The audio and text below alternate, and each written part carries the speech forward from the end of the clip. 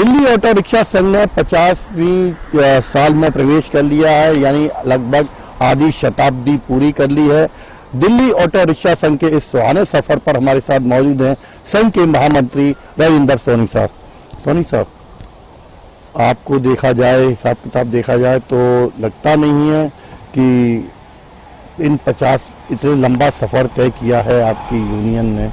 क्या कहना चाहेंगे, क्या कुछ पड़ाव देखे हैं, क्या कुछ बदलाव देखे हैं, क्योंकि जहाँ तक मुझे याद है आप शुरू से ही इससे जुड़े हुए हैं। देखिए, हमने बड़ा लंबा सफर तय करा है और इनकी ऑटो रिक्शा टैक्सी ड्राइवरों की मांगों को लेके, और जितनी भी हमारे साथ यूनियनें चली सबने सपोर्ट करा। सपोर्ट करने के बाद और एक जो दिल्ली की राजधानी है, राजधानी के अंदर ऑटो रिक्शा वाले टैक्सी ड्राइवर जो अपनी सेवाएं देते हैं दिल्ली की जनता को, इनको बहुत ज़्यादा तकलीफें हुई इस सरकार से भी, दिल्ली की सरकार से।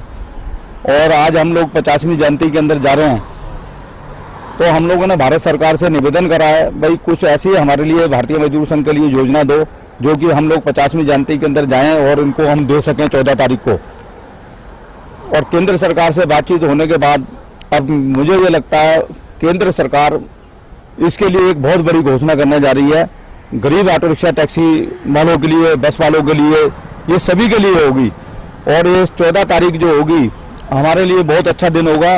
दिल्ली के ऑटो रिक्शा टैक्सी ड्राइवरों के लिए, बस ड्राइवरों के लिए, सभी के लिए, पूरे जो चलने वाले सीएनजी से हैं और डीजल से चलने वाली गाड़ियां हैं, वो पेट्रोल से चलने वाली है, तो बड़ी घोषणा हम लोग करेंगे उस दिन।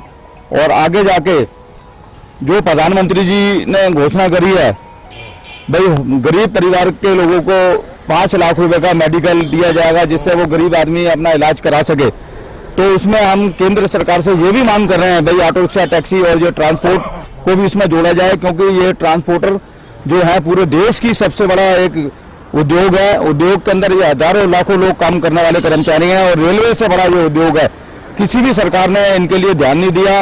और हम भारतीय मजदूर संघ की तरफ से ये भी मांग करने वाले हैं प्रधानमंत्री जी से, भाई आप हमारे उद्योग को भी जोड़ो और इसको उद्योग का दर्जा दे दिया जाए। तो अगर उद्योग का दर्जा मिलेगा, आधी इनकी समस्या खत्म हो जाएंगी। खत्म होने के बाद इनकी सामाजिक सुरक्षा और वेलफेयर बोर्ड का भी गठन हो जाएगा। गठन होने के बाद इनके विकास के भी काम शुरू हो जाएंगे। और 14 तारीख जो हम 50वीं जयंती के अंदर जा रहे हैं, तो हम क्या नाम है, केंद्र सरकार के भी कुछ मंत्रियों को भी इन्वाइट करा है, कुछ अफसर आएंगे, तो उसमें देखो अब क्या घोषणा देते हैं ये दिल्ली के ऑटो रिक्शा टैक्सी वालों के लिए, बस वालों के लिए। और इसी तरीके से हम पूरे देश भर के अंदर ये काम करना चाहते हैं। भाई इनको भी बम्बई हो गया, बम्बई के अंदर भी लोगों को मिले, जम्मू कश्मीर के लोग हैं बेचारे, वो आतंकवाद से परेशान है, पत्थरबाज से परेशान है, उन लोगों के लिए भी हम योजना शुरू करवाना चाहते हैं। तो मुझे उम्मीद है कि केंद्र सरकार कहीं ना कहीं आज 14 तारीख को जो हमें देने जा रही है, आप देखो क्या मिलता है क्या नहीं मिलते। ये थे राजेंद्र सोनी, जिन्होंने साफ कहा कि 14 तारीख को गोल्डन जुबली ईयर है इनका, और इसमें दिल्ली ऑटो रिक्शा संघ की कई मांगे हैं, जिसमें कि उन्होंने ये भी कहा है जो मेडिक्लेम की बात केंद्र सरकार की तरफ से 5 लाख रुपए गरीब आदमियों की जा रही है, तो कम से कम ऑटो रिक्शा चालकों को भी जोड़ा जाए जो कि अत्यंत गरीब हैं। इतना ही नहीं, इस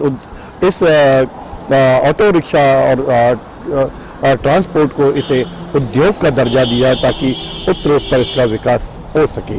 दिल्ली से कैमरामैन राहुल के साथ रमाकांत सिंह, चैनल में।